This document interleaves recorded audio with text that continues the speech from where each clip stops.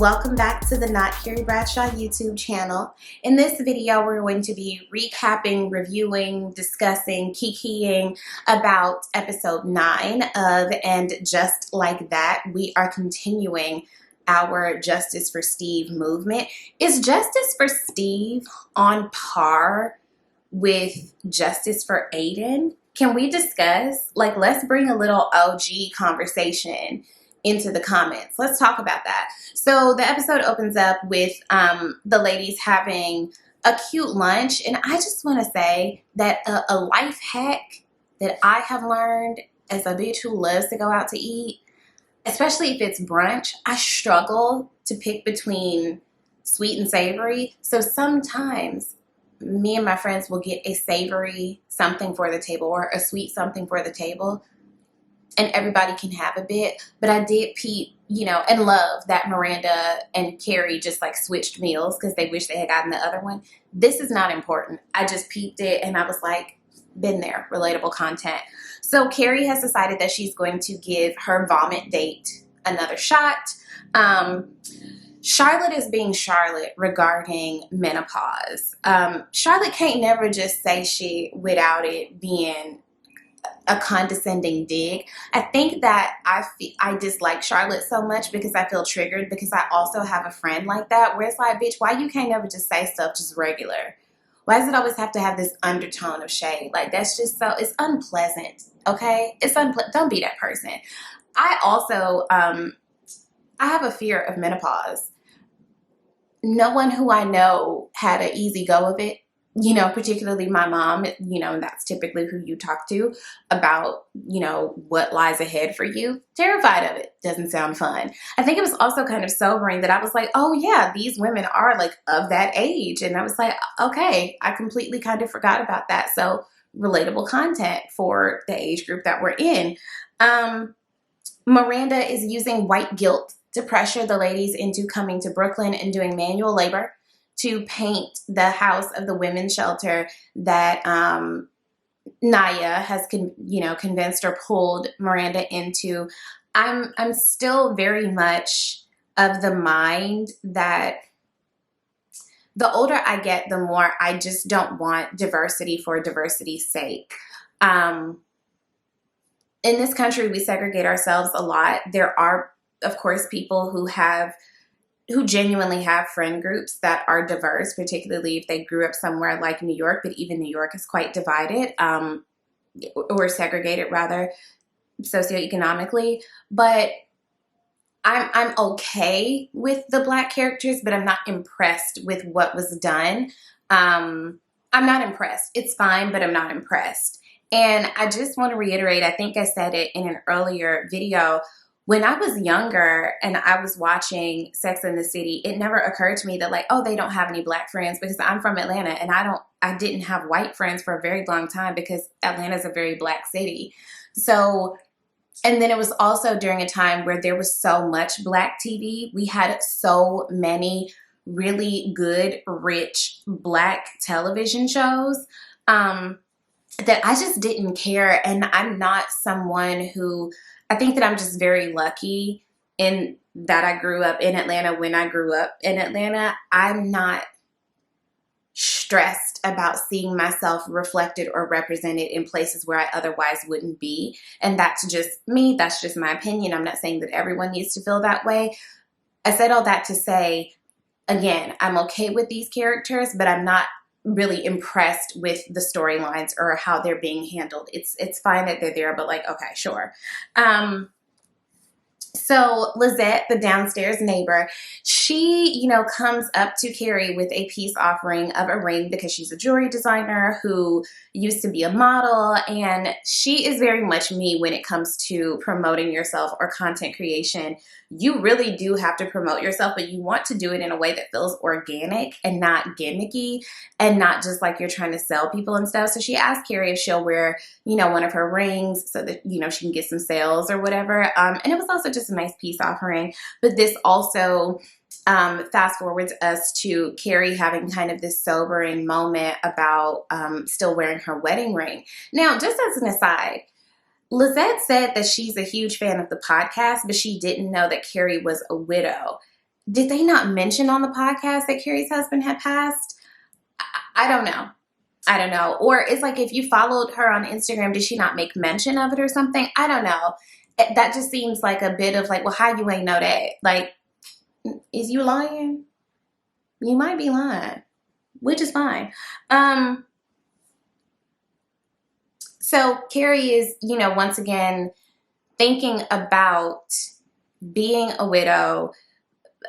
She puts Big's ring back on, and she decides that she doesn't actually want to go on this redo of a date. And she cancels on the guy in person, and I'm not sure what's worse is to like actually go out excited to meet someone and then they're like, actually no. I feel like you could have just saved that man a little cab fare and just told him before he left the house. But like, okay, sure, whatever you felt was more mature. And I really felt for both of them because, again, grief is just not a linear process. You can think that you're ready for something that you actually aren't ready for. And, Carrie puts on this Band-Aid so that Big's ring will fit her. And I instantly was like, that's a terrible fucking idea. What are you doing? Like, I knew that we were headed for a disaster, but we'll get there. So Lily is once again getting some screen time, which I'm excited about. Rock is getting a them mitzvah, which I think is a super cute, progressive, modern, way to affirm your kid's gender identity. And shit, if you got the money, do what you want to do. You know what I'm saying? So Lily is supposed to go to a pool party in the Hamptons and has just realized that she's going to get her period. This is so not the way that I was raised. And I'm not saying that the way that I was raised was the best way. But Lily is really like, I don't want to use a tampon. And Charlotte's like, well, what you gonna do? And they're also having this dinner party and the guests have shown up. And it's like, okay, well, I'll show you how to use one. I cannot imagine teaching someone how to use a tampon. I can't even explain it to you right now. And like, I use tampons, but like you get in there and sometimes, the absorbencies and the things, and I think a part of it, it's just becoming comfortable enough with your body to do it. We're kind of socialized to be grossed out by menstruation and by, blood and all that stuff.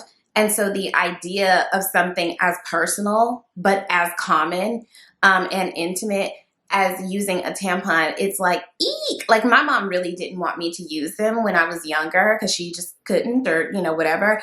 Because some women just don't, they don't agree with their bodies, their pH, whatever. And I wonder like what it would have been like. Like I just kind of figured it out on my own. I read the diagram and I was like, okay, I figured it out.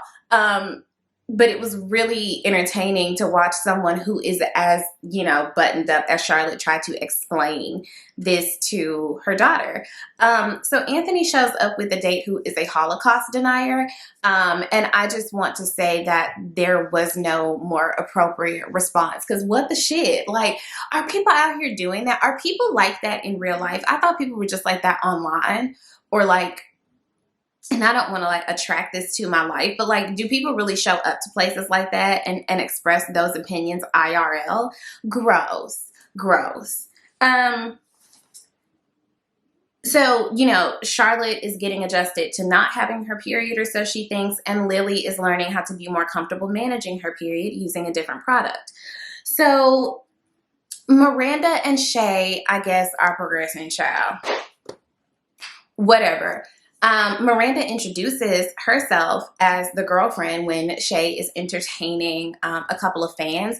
I wonder what that's like as the famous person and as like the person who's with the famous person. Like, I wonder if that gets old IRL to constantly have people being like, I'm so sorry, but can I, whatever. And you don't want to be that celebrity who's an asshole or who had an off day. It seems really stressful. But when Miranda introduces herself as the girlfriend, I was like, are we there? Because we didn't see what happened in Cleveland. We're just at a diner, okay? Was it Cleveland? Whatever. We're just at a diner, okay? And also, I love a good diner, can I just say? So it is Seema's birthday. And Carrie didn't even know this, but Carrie and Seema are out. They're waiting in line to get into a club. And I mean, that's New York. Unless you are so connected, it's hard, you know, to just get into places here. Back in my day, you know, in Atlanta, we never had to wait in lines. I don't think that we even really wait in lines in Atlanta now because it's such a small place. New York is just a whole different thing. Like, I can't imagine being someone whose face card is just like, oh yeah, she's good, like in New York, because it's just such a big place. And I just felt like Carrie was so brave to even try to speak on Seema's behalf to try to get them in. And Seema's, you know, just being honest about like how she feels about going into another year of life single and, you know, thinking this was going to be the year. And, you know, it's like, well, maybe it'll be next year. Keep her alive, girl. Moving along. Y'all know I keep my trusty notes. I continue to be disappointed in Miranda's character. Sure, you can have a midlife crisis, right? But this is just not the character that I knew and loved as a fan of the OG show. I feel like Charlotte is still very much who Charlotte always was, but there is some progress there, right? Like the DNA of that character is still very much Charlotte York, Rosenblatt. Miranda, I just never imagined Miranda being this goofy. And she pops up at Shay's house, and I thought Shay had somebody in there too, but Shay is like, no, girl, like I'm just like writing. This is like my me time. And I can't believe that she popped up on her. And what it all boils down to is that when Shay said that they didn't want anything traditional, this is what they meant. Like at the root of it, these like the gender roles, the things that we assume that another person wants. And it's like, oh, I've done too much, which we saw on Twitter this week. And I might make a separate video about that.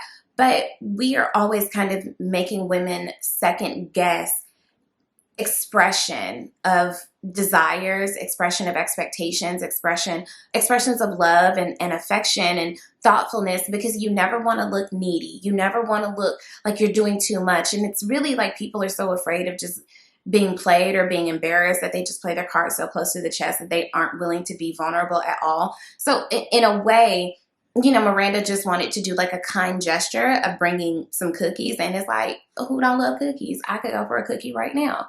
But it's a balance, you know, like you want to be vulnerable and you want to go into things with an open mind, but also like, what is the other person's boundaries? And I guess this is like maybe the learning curve within their relationship. And Miranda keeps jumping the gun of, they're just figuring this out, I suppose is what it is. And yeah, it was incredibly awkward because I'm just not used to Miranda being this goofy of a bitch. Like Miranda did some goofy shit, of course, like regardless, but this was a lot. The way that the whole thing played out was just a lot. And Shay was just like, bitch, can you calm down? Like, it's not like a, you know, you're the girlfriend and I'm the this and these like gender roles or like whatever. And it had me thinking, what would a relationship be like if we didn't have those gender roles to fall back on, or that we've been socialized to fall back on? If you could go into a relationship completely as like you are a person with another person, what would that look like? And maybe that's something that we should, you know, work towards. Not saying that every person is non-binary, but what would it be like if we could all go into relationships just doing whatever works best, as opposed to what we've been socialized to believe that you're supposed to do and you're supposed to do? I think that that's a really good idea for us to think about more. So we get to the day of the painting, and the Black people meet. You know, Lisa Todd Wexley pulls up in a very extra ass like stretch limo, which of course, you know, was an accident. And Dr. Nya, you know, the caterer, canceled the lunch. And so Lisa Todd Wexley, who is just, like, she's such a bad bitch. And I really would like to know more about her, like how she's managing being such a bad bitch who's so connected that she's like, oh, I can help, you know, like, and makes a phone call and gets food trucks to make sure that all the volunteers are fed for the day. But yay, Black people meet. Shouts out. Hello. Not the website though. I don't know anything about that. Andre gets his paternal instincts really stirred up watching, what is Lisa Todd Wexley's husband's name? I just refuse to remember that man's name. I'm sorry. But watching him with their kids really stirs up these paternal yearnings from Andre, and he's triggered, and he and Nya just finally, I'm hoping that this is like the final frontier of this conversation for them. And again, maybe that's what it's like in real life, that it is an ongoing of, you know, is this enough for you? Is it enough for you? And, you know, whatever. What really gutted me in that conversation was that Nya said, is the miracle of us finding, don't tell me that the miracle of us finding each other is not enough for you now. I really, really can understand that. Like, as someone who's 34 and who is single and who desires partnership with a Black man who has, you know, the mental and emotional and, you know, all the things that I desire in a partner, not just like this like checklist of things, but just someone who's emotionally aware, all this stuff like that. For me, it feels like it would be a miracle for me to meet that person for me. And what if I met that person and there was this huge deal breaker?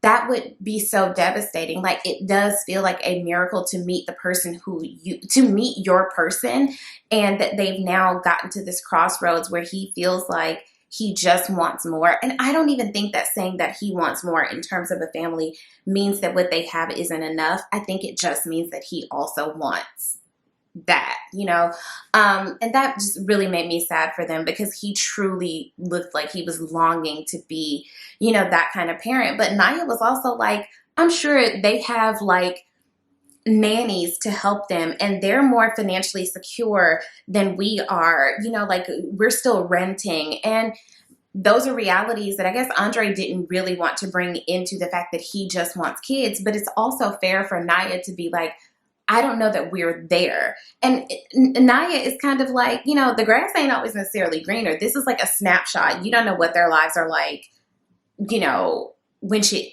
is chaotic. So that was a really sobering moment. So Steve, Jesus, still shows up because they, you know, agreed that they were going to do this whole painting project as a family. So he still shows up.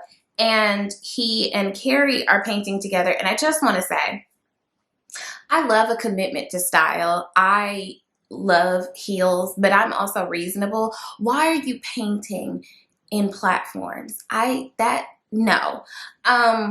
So Steve wants to know the tea. Steve wants to know like how long things were going on between Che and Miranda, because he just feels so blindsided. He's trying to put together the pieces of something. And for me, this was full circle, because remember in the OG series when Carrie went to Steve about Aiden, and it was really hard, you know, for Steve to say, you really like broke his heart. Like, please, like, leave him alone. So it was interesting to see things kind of come full circle, where now Steve is actually going to Carrie for information about, you know, the dissolution of his marriage. And Steve just doesn't want things to be over, you know. Carrie's talking about taking off her ring, and Carrie's like, you know, but you deserve to find happiness elsewhere too. And this really isn't about Miranda being with a man or a woman or a non-binary person. This is about Miranda wanting to be with Che. To me, it feels like Miranda just didn't want to be with Steve, whether Che was in the picture or not.